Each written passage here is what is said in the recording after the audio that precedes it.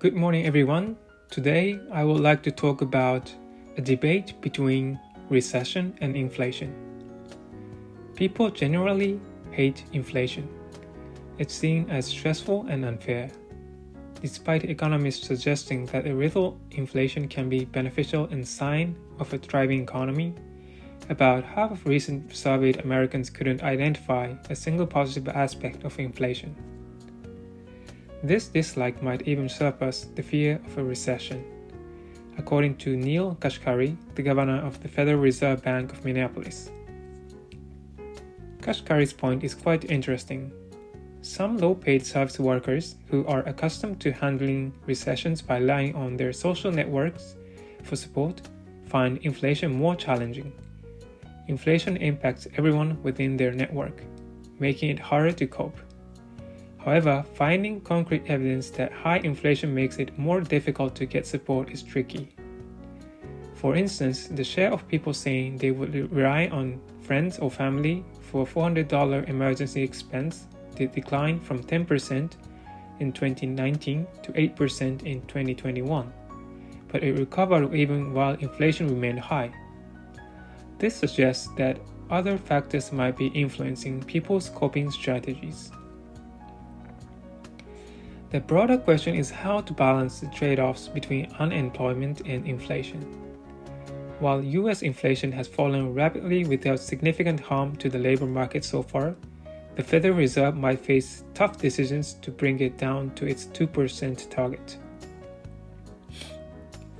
Economists have attempted to quantify preferences between inflation and unemployment.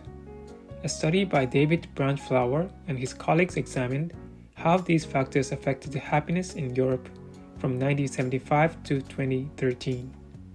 They found that an additional percentage point of unemployment was 5 times worse for life satisfaction than an additional percentage point of inflation.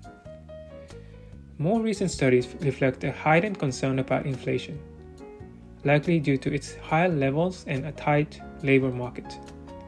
Stephanie Stancheva of Harvard University found that 2 in 5 respondents think inflation and unemployment should be equally prioritized, while another 2 in 5 prioritize managing inflation. 2 other studies sought to refine these preferences by presenting specific scenarios.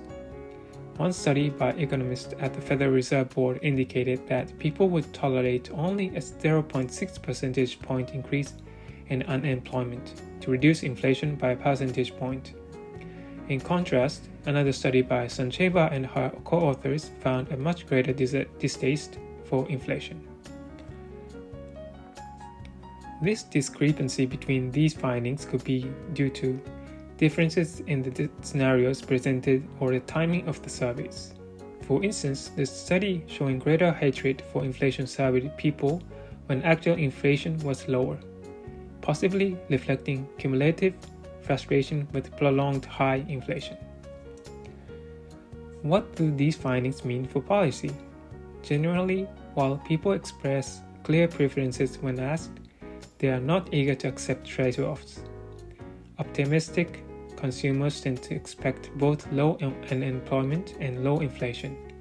Even those who dislike inflation are often unwilling to bear the higher interest rates necessary to reduce it. Interestingly, over half of the respondents mistakenly believed higher interest rates would raise inflation. The study suggests that policymakers should not overreact to public dissatisfaction with recent inflation by aggressively targeting a 2% inflation rate at the expense of higher unemployment. Patience, as the survey indicated, is justified for now.